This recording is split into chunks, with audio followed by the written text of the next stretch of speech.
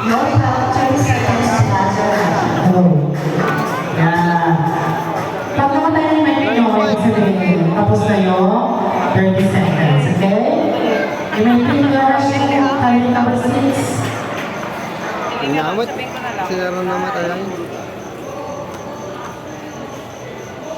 Okay? Hashtag education.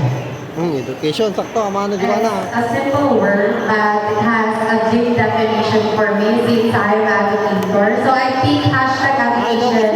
When we say education, it is the foundation for acquiring knowledge, skills, and critical thinking abilities which are essential for a person to success in various aspects of life. With education, people or individual beings, tools and resources which are essential in navigating challenges and to adapting this rapidly changing world.